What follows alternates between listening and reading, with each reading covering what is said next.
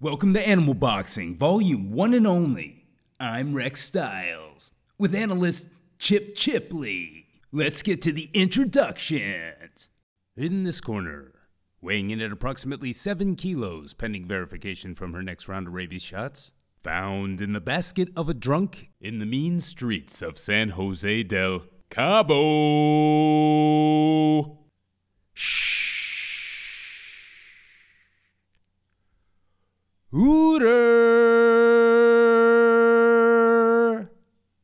Shooter.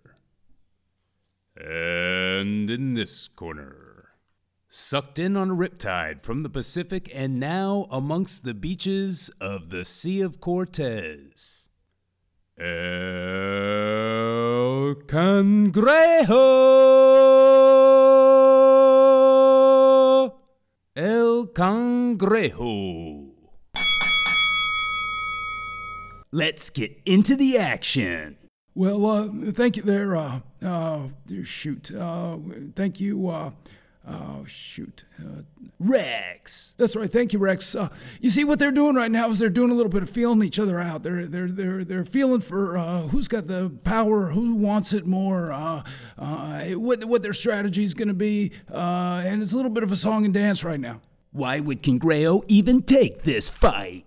Well, that's a great question there. Oh, no. That's a great question there. No, dang nabbit. Rex, of course, Rex Styles, everyone knows.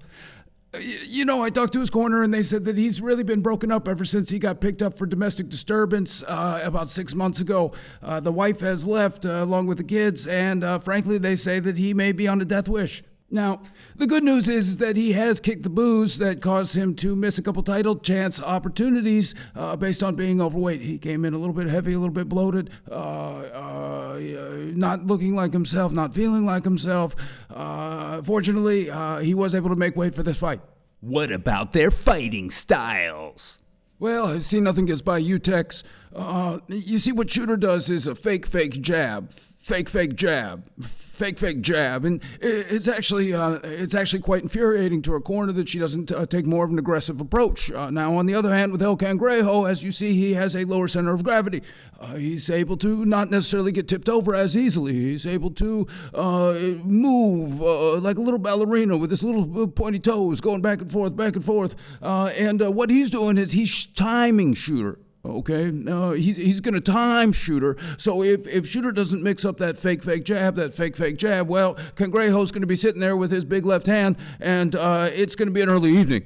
Now, another advantage that Cangrejo has, of course, is that the Sea of Cortez is his home turf. This is his territory. Now, although the Shooter does train here on a daily basis with walks and whatnot, it appears that unless you actually get the salt water in your eyes, you don't know how disorienting it can be. For instance, this wave comes in, takes Cangrejo, or does it? Shooter is confused. Shooter doesn't know where her opponent is, where she should be looking for him. Is he in the water? Is he swept away? Has he retreated? Is this a technical knockout? Is this a TKO?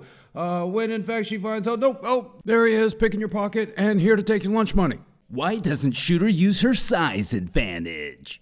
Well, Lex, that seems to be the golden question, like I said earlier. Now, the internet chat rooms have been abuzz with theories flying back and forth, and one of the theories that seems to stick is that she suffers a rare form of reverse psychological size.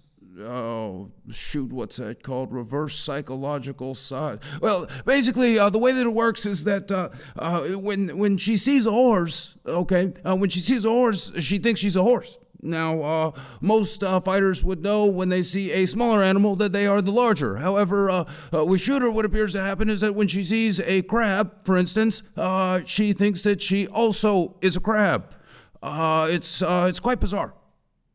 How long could this possibly go for? Well, it's really tough to tell their checks, but if you're like me and you've ever had a toothpick stuck in your mouth after a very delicious meal at the rib roaster back in December of 1976, then you can see the apprehension that Shooter may have in getting her snout involved in any type of sorcery with El Cangrejo. It's a dizzying amount of legs, it's a dizzying amount of arms, and the next thing you know, you have some type of a cut on your lip that really, really hurts. I can only imagine. Well, frankly, there, Pex, I find that hard to believe, as you do have that ring there underneath your lip, which is always a silly thing. I believe they call that the labia. The labrae. The labrae, that's right. Well, regardless, I'm sure you have experienced that kind of pain before. Now, Shooter's doing a move we like to refer to as digging the trench, which lets her get... Oh, would you look at that? We have a knockdown. It appears that Cangrejo is out for the count. He gets flipped over, but the referee has put a stop to the fight. There will be no more action, and you have your champion, Shooter.